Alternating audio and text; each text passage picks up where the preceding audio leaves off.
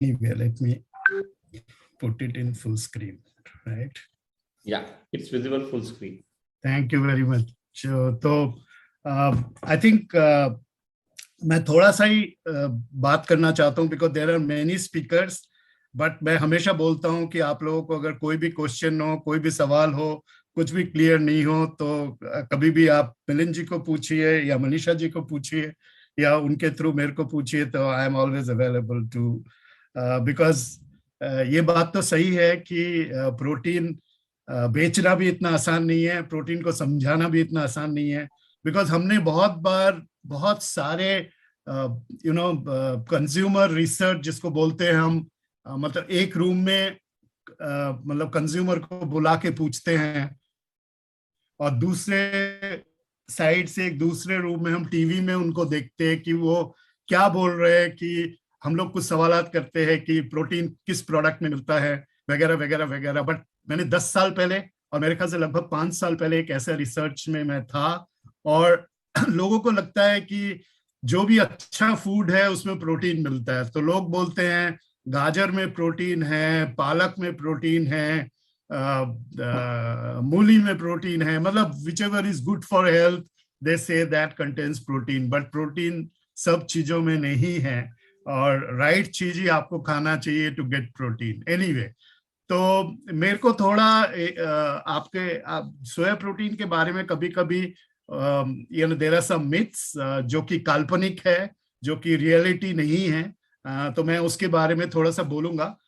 But उसके साथ मैं थोड़ा मतलब प्रोटीन और सोया प्रोटीन और मसल हेल्थ, सम ऑफ मतलब वो कैसे हेल्प करता है जिमिंग में या वुमेन में या ओल्ड एज में या लाइफस्टाइल डिजीज में, इसी को मैं आज कवर करूंगा। और शायद मैं चाहता हूं कि 10-15 मिनट में मैं इसको खत्म करूं because there are many other speakers as well. आप अगर इस स्लाइड को देखें तो सोया प्रोटीन का जो हेल्थ बेनिफिट्स है तो वो मतलब आज से नहीं लगभग 50 सालों से उसकी बड़ी स्ट्रॉन्ग फाउंडेशन है। और वो फाउंडेशन है बेसिकली प्रोटीन क्वालिटी, कि soya protein is easily digestible, वो हजम जल्दी हो जाता है और उसमें सारे अमीनो एसिड जो कि रिक्वायर्ड है बॉडी के लिए वो मौजूद रहता है। उसके बाद आई थिंक 99 में यूएस एफडीए ने हार्ट हेल्थ के लिए सोया प्रोटीन अप्रूव किया था। सिर्फ 10 फूड है जो कि approved by FDA on for health claim. उसमें से एक जैसे कैल्शियम है which is good for bone health, दूसरा सोडियम, हाई सोडियम खाने से ब्लड प्रेशर बढ़ता है। These are some of the things which are established. वहां पे हार्ट हेल्थ के लिए क्लेम है कि 25 grams of soya protein per day reduces cholesterol. So this was one of the claim which was there since 1999, right? ऊपर से I think new which is अभी established evidence आ रहा है कि muscle health, weight, body composition और cardio metabolic health के लिए भी सोया प्रोटीन बहुत अच्छा है।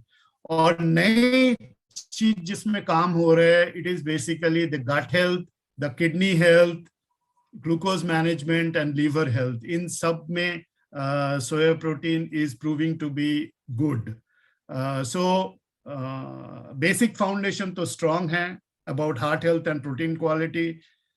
Lot of things coming up on muscle, weight management, body composition and things like that, and others also which I talked about, the gut health, which is the bacteria which is present in our intestine, kidney health and things like that. So soya protein supports many aspects of health across the lifespan, right?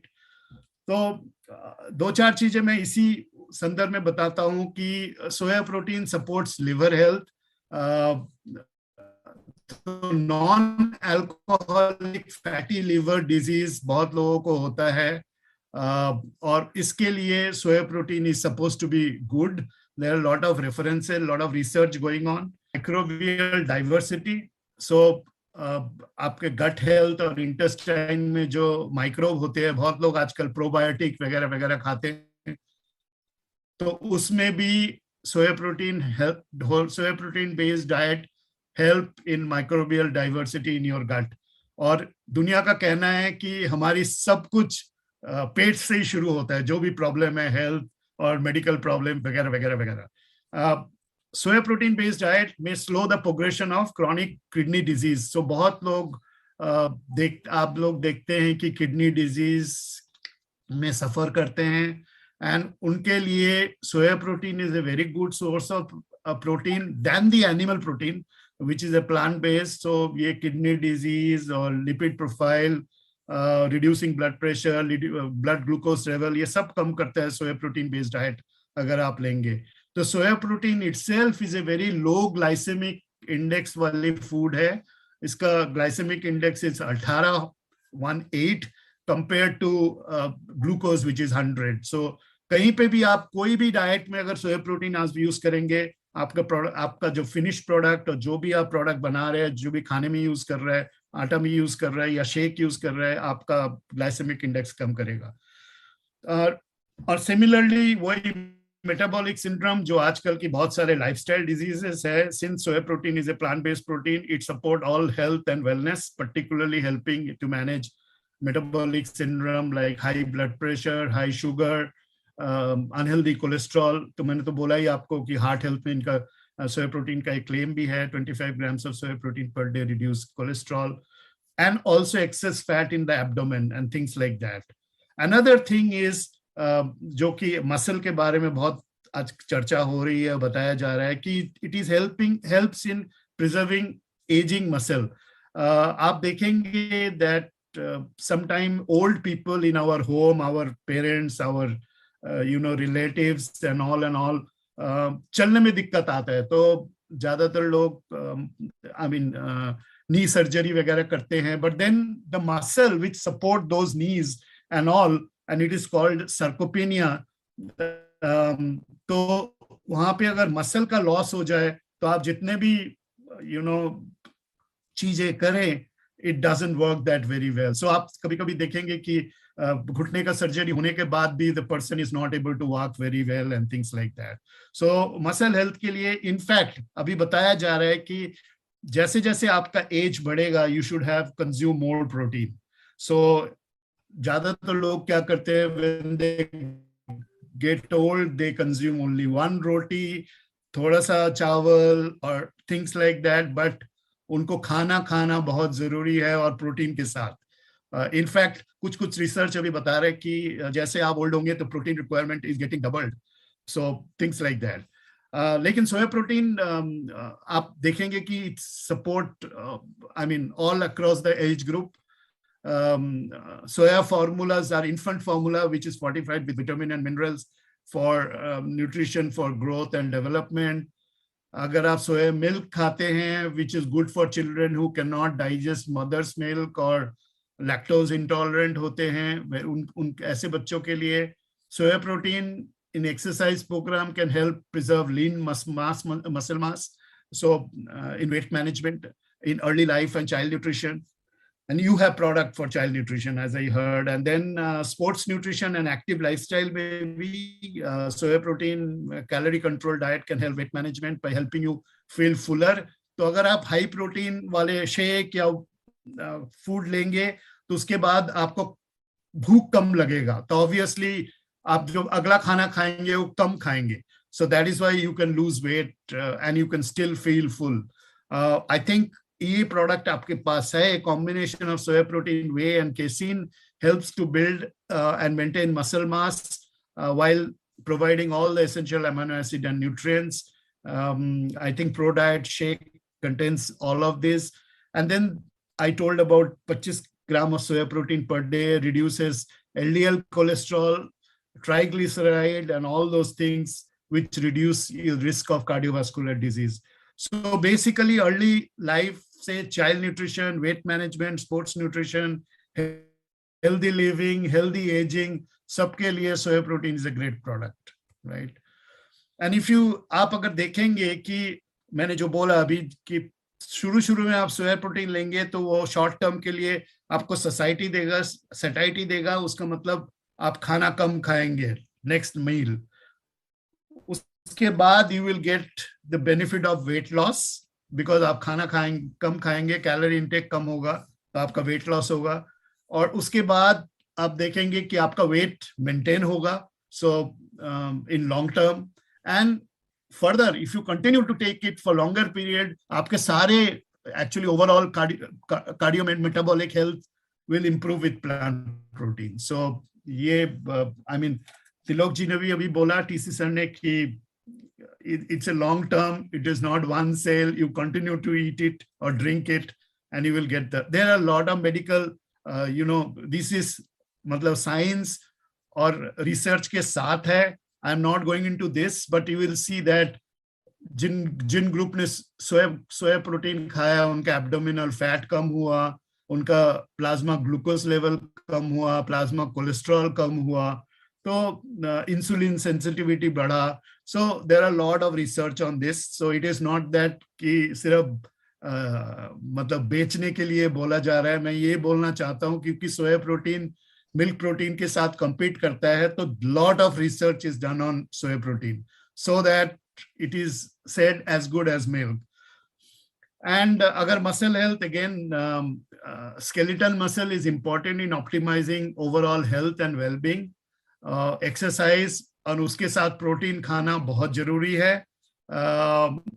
Single source of protein can be one way, लेकिन benefit of diversifying protein source, which is like soya, casein and whey, जो कि आपका pro diet में है, so that is further better. Our distinctive need to support muscle health in aging. जैसे जैसे उम्र होता है, it is very important to consume protein. And I mean, वो आप कैसे खाएंगे वो आपके ऊपर है. कोई दाल खाते हैं, कोई एग खाता है, but sometimes those are difficult to digest and things like that. The soya protein is a good option. As I said कि soya protein digestibility में good है, सारे amino acid profile उसके है compared to dal and other things, right? यही वो slide है, आप देखिए. The protein is the best nutrient for stimulating muscle protein synthesis, जिसको MPS कहते हैं. और if you see isolated soya protein has one, milk, casein all has PDCAS of 1, while बाकी सारे जो vegetable protein हैं उसके the PDCAS value is much less. So शायद आपको डबल खाना पड़ेगा to get to soya protein, equal to soya protein kind of thing, right? और ये एक मसल हेल्थ का था. आप लोग, मैंने कुछ स्लाइड्स देखे आप, या उसमें ल्यूसिन के बारे में बताया गया है. शायद आप लोग सब जानते ही हैं, बट मतलब ये फिर से बोलना कोई बुरी बात नहीं है कि branch chain amino acid leucine is critical to maximally stimulate the muscle protein synthesis, or amount of leucine required may be affected by number of factors. जैसे एज हुआ, older individual most likely require more dietary protein, जो बार बार बोल रहा हूँ मैं, and leucine to stimulate muscle protein synthesis than younger people. So MPS जो करते हैं, मतलब मसल प्रोटीन सिंथेसिस के लिए protein supplementation and resistance exercise में, मतलब 24 घंटे तक वो प्रोटीन बनाता रहेगा अगर मतलब मसल सिंथेसिस करता रहेगा अगर आप प्रोटीन खाएंगे. एंड अगेन यही बोल रहे हैं कि research indicates that older adult low muscle strength is independently associated with risk of overall mortality regardless of muscle mass. तो मतलब older people का आप देखेंगे कि they fall and do fracture and then they have a very bad life because if they get fracture or femur bone or something like that. So therefore protein at older population is also very important. ये हम लोग कभी भी नहीं बोलते. हम अपने बच्चे के लिए जनरली प्रोटीन बोलते हैं कि बच्चे प्रोटीन खाए, ग्रो करे and things like that, and which is true. आप अगर देखेंगे जो बच्चे छोटे होते हैं 0 to 6 months और 1 year गोद में रहते हैं और 5 साल पे वो भागने दौड़ने सब कुछ करते हैं, तो that is true. It is the requirement of protein is highest at that time. But नए रिसर्च बोल रहे हैं कि ओल्डर पीपल के लिए भी प्रोटीन देना जरूरी है. सो ये ल्यूसिन का एक ग्राफ था कि वे प्रोटीन में 20 ग्राम्स प्रोटीन वाले वे में 1.9 ग्राम ल्यूसिन होता है, और सोया प्रोटीन में 27 ग्राम में उतना ही ल्यूसिन होता है, 20 ग्राम में 1.5 होता है. तो ल्यूसिन थोड़ा कम है सोया प्रोटीन में compare to whey, but then if you have a blend and things like that then it is good. So blending of protein source is the answer. Yes, perhaps blending is the best answer to give best results for muscle synthesis. So this is that slide which talks about whey, soya in different proportion and to be used. So soya, whey and casein protein आप अगर mix करके देंगे related to muscle health, blending of these 3 proteins together is to incorporate the unique benefit of each protein because सबके अलग अलग role है. Whey protein जल्दी digest होता है, soya protein उसको prolong करता है and casein further prolong करता है. तो उसलिए आपका muscle synthesis चलता रहेगा after a big exercise or when you are doing a lot of work. Workout, I'm sorry. So this is what ये slide उसी को बोलता है कि आप देखिए ग्राफ में देखिए सोया प्रोटीन, वे प्रोटीन सबसे जल्दी डाइजेस्ट हो जाता है, सोया प्रोटीन उसके बीच में, केसिन काफी लंबा खींचता है एंड सबके अलग अलग एडवांटेजेस है. वे में ल्यूसिन ज्यादा है जबकि आर्जिनिन एंड ग्लूटामिन सोया में ज्यादा है एंड कंबाइंड में ज्यादा रहता है वगैरह वगैरह वगैरह. सो बट आप लोगों के कंपनी ने ऑलरेडी बनाया है ये product and it's a great story and ये रिजल्ट दिखेगा. आप अगर 3 महीना इसको यूज करेंगे रिजल्ट दिखेगा 100%. So this is so what is the ideal blend of protein for stimulating skeletal muscle? So these are a lot of research is going on. This blend is 25% whey, 25% soy protein isolate and 50% caseinate.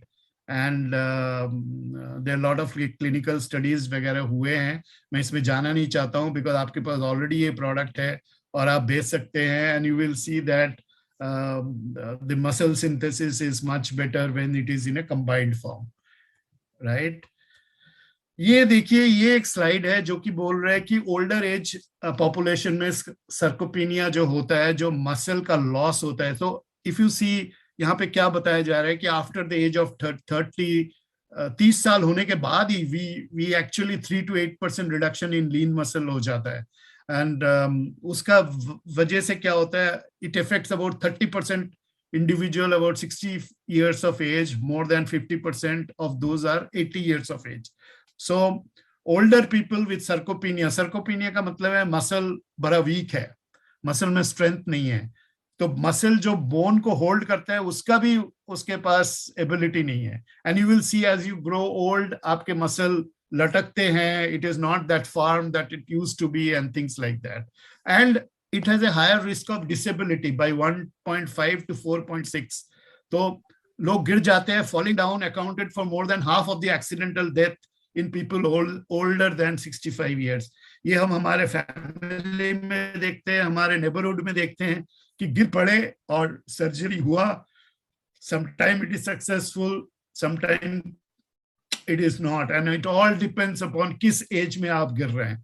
So amount of dietary protein needed appears to be greater in aging population. So this is getting proven. नीचे इसका research paper जो बातें चल रहा है इसके ऊपर या रिसर्च चल रहा है वो नीचे आप देख सकते हैं.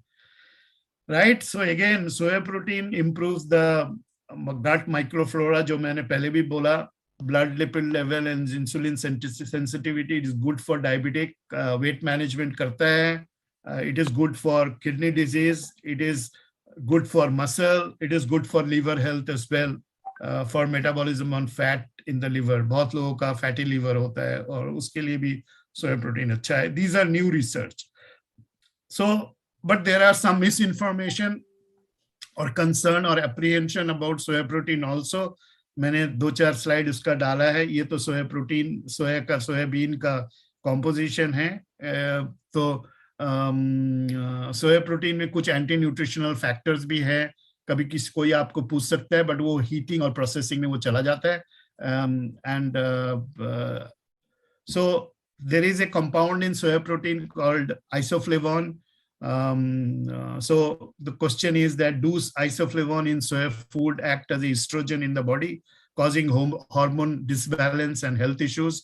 So the answer, actually the fact और the myth जो है इसका कि ये काल्पनिक है, ऐसे कुछ होता नहीं है. Isoflavone have a similar chemical structure to estrogen, but do not bind to estrogen receptor in the same way as hormone estrogen. So ये हार्मोन एस्ट्रोजन जैसा नहीं होता है, ऑल्दो इसकी केमिकल स्ट्रक्चर सिमिलर होता है. तो लोग सोचते हैं एस्ट्रोजन ही है, बट ये एस्ट्रोजन नहीं है. आप अगर सोया को टेस्ट करेंगे, इसमें एस्ट्रोजन हमेशा नेगेटिव ही आएगा, कभी नहीं होता है. इसमें आइसोफ्लेवोन होता है, और आइसोफ्लेवोन जैसे कंपाउंड हमारे सारे वेजिटेबल्स में होते हैं.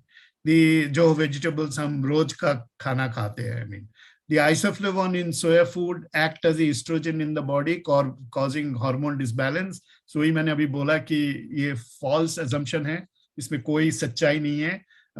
हालांकि ये देखिए दोनों का स्ट्रक्चर कुछ सिमिलर है, लेकिन इसमें ऐसा कुछ नहीं है कि it acts as estrogen or something like that. No. Again, another question which people ask, should soya be avoided by women at high risk for breast cancer because diet containing isoflavone stimulate growth of estrogen sensitive breast cancer cells? So the answer is soya isoflavone metabolism, जैसे isoflavone digestion होता है, metabolism होता है body में, वो completely different, greatly different from that of humans. So ऐसा नहीं होता है. तो उसलिए fact है कि lot of studies using human subjects showed neither soya food nor isoflavone supplement can affect the markers or indicator of breast cancer risk in healthy women or those with breast cancer. किसी के भी इसका कोई फर्क नहीं है, मतलब that is a false statement. And और दूसरे और भी कुछ क्वेश्चन पूछ रहे हैं कि सोया प्रोटीन खाने से आप women जैसे हो जाएंगे and it will impair male fertility. So ये भी एक गलत है. Recent review of meta-analysis report no increase in circulating estrogen, no decrease in testosterone level, which are the hormones, and no sperm or semen abnormalities correlated to human soya consumption. So उसलिए ये सारे myth है, ये काल्पनिक है. ये question कभी कभी Google करने से ये आता है टॉप में, लेकिन इसकी कोई साइंटिफिक वैलिडिटी नहीं है. राइट. और तो मैं लास्ट जो बोलना चाहता हूँ वो soya protein favourably impacts the heart health. Soya protein और हार्ट हेल्थ, जिनको भी कोई हार्ट का कुछ प्रॉब्लम हो, कोलेस्ट्रॉल का इशू हो, सोया प्रोटीन बेस्ड डाइट आप अगर देंगे तो they will have lower LDL level, improve HDL level बढ़ना चाहिए and support blood vessels. And there are a lot of आप देखेंगे इसमें कि बहुत सारे organisation, WHO, US Department of Health, American College of Sports Medicine, Australian Dietary Guideline, Dutch Dietary Guideline, they all now talk about vegetable protein and soya protein, कि आप plant based protein खाइए, this is good for health and things like that. So I feel India में तो हम plant based खाते ही थे और हमेशा खाए हैं, बट उसमें से कुछ like दाल और things like that still are deficient in some of the amino acid, maybe deficient in leucine and things like that. So this is a meta-analysis. We talk that आप अगर सोया प्रोटीन खाएंगे तो आपकी total cholesterol decrease होगा, आपका triglyceride decrease होगा, आपका LDL decrease होगा, और HDL which is the good cholesterol will go up. So this is some of the things. I think the last one I wanted to talk is about allergic reaction. बहुत लोग बोलते हैं सोया is allergic, but अगर आप देखेंगे तो overall allergy, सारे protein से एलर्जी हो सकता है किसी ना किसी को, बट अगर आप देखेंगे लिस्ट में सोया कम्स 7th. पहले आता है milk, egg, sea food, peanuts, wheat, आटा, ये सब मच मोर एलर्जिक है देन सोया. सोया कम्स मच लेटर. ये कनाडा का है लिस्ट. इंडिया में अभी तक ये लिस्ट ऐसा कुछ बना नहीं है, बट ईयू में अगर यूरोपियन यूनियन में देखेंगे वहां भी सोया 8वां नंबर पे आता है. अमेरिका में भी ये बहुत पीछे है. मतलब shellfish, fish, wheat gluten, egg, peanuts, उसके पीछे आता है सोया प्रोटीन. बहुत लेस रिपोर्टेड है ऑन एलर्जन. सो अगर ये क्वेश्चन कभी आता है तो आप बोल सकते हैं कि soya is least allergen than any other protein which is consumed. हालांकि सारे protein will have some allergenicity to some people, but it is very less. You see the number, it is 0.1% and things like that. So milk is 4%, here it is 0.1%. So milk has more allergy than soya actually. So that's it, thank you very much, मैं इतना ही बोलना चाह रहा था। और again सबको धन्यवाद, और जय आरसीएम और मेरा चार्ज न्यूट्री चार्ज, बहुत बेचिए और make records and earn more. Thank you very much Milind ji या Manisha ji. Thank you very much Indranil sir, आपने बहुत ही खूबसूरती के साथ जो प्रोटीन और जैसा मनीषा ने कहा था ना, टेक्निकल इंफॉर्मेशन भी बहुत साधारण सिंपल शब्दों में जिसे कोई भी समझ सकता है, और इम्पोर्टेंस आपने बताया। और आज एक बहुत बड़ी बात आपने कही कि सिर्फ हम कई बार बच्चों को प्रोटीन देने की बात तो माता पिता करते हैं, पर अपने वृद्ध करते लोगों को अपने घर में हम कई बार इग्नोर करते हैं। और आपने बताया कि कैसे अगर मसल्स मजबूत नहीं होंगी तो हड्डियों को जोड़ के नहीं रख पाएंगी। So for the support of bone muscles are needed, and you also solve और address the myths which are there about soya protein. तो जो कुछ भ्रांतियां हैं सोया प्रोटीन को लेके उसके बारे में भी आपने बताया। तो ये बहुत ही शानदार आपका सेशन रहा। मुझे लगता है कि आज हमारे जितने साथी यहाँ पे देख रहे हैं, जो कि हजारों की संख्या में है, क्योंकि जूम पे तो 1000 साथी ही आ सकते हैं, तो वो फुल था सेशन। थोड़ी देर अभी तो मैं देख रहा हूँ ऑलमोस्ट फुल सेशन है, और उसके अलावा कई हजार लोग इसको यूट्यूब पे देख रहे हैं। तो जैसा आपने कहा, आपसे सीखा है तो बिल्कुल बेचेंगे, क्योंकि वो तो हमें आता ही है, और सिर्फ लोगों तक बातों को ले जाने की आवश्यकता है। और एब्सोल्युटली। आपसे मैं एक प्रश्न पूछना चाहता हूँ, इतनी जानकारी होने के बाद भारत में अभी भी सोया प्रोटीन का कंजम्पशन बहुत कम गति से बढ़ रहा है, तो इसका कोई कारण आप समझते हैं कोई? क्योंकि जैसा वेस्टर्न वर्ल्ड में है, यूरोप और अमेरिका में बहुत आसानी से लोग इसको एक्सेप्ट करते हैं, तो क्या कारण हो सकता है कि हमारे यहाँ थोड़ा स्लो गति से बढ़ रहा है, और क्या करने की हमें आवश्यकता है? आई थिंक ये टीसी साहब ने पहले ही शुरू में ही बोला कि मतलब लोग तो प्रोटीन ही नहीं समझते। आप अगर लोगों को बोलेंगे कि दूध पीजिए, दे नो, अंडे खाइए, दे नो, बट अगर उसमें से आप प्रोटीन की बात और देखा, लोग बोलते हैं पालक से मिलता है प्रोटीन, लोग बोलते हैं गाजर से मिलता है, because what ever they feel is good for health, it contains protein, but that's not true, particularly vegetarian के लिए। तो और हमारे आई थिंक देश में और एक प्रॉब्लम है, वी फील कि हम लोग जो खाते हैं सब अच्छे खाते हैं, ये एक है। हम लोग there we are very I mean internally feel कि what we eat is the best food. Others लोगों को तो, दुनिया के लोगों को पता ही नहीं है क्या अच्छा है।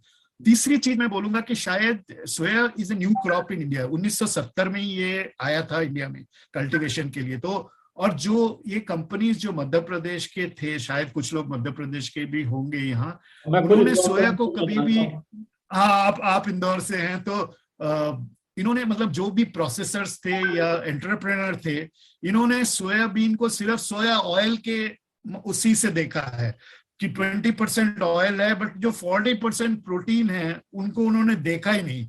40% protein goals for animal feed, आपके गाय भैंस और आपके चिकन फीड, इसी में जाता है एनिमल फीड में। उसलिए एक चीज है कि सोया का प्राइस लास्ट ईयर 1-2 साल में थोड़ा बढ़ा है, बट प्रीटी स्टेबल रहता है, क्योंकि only 10% soya is use for human food, 90% is used for animal food.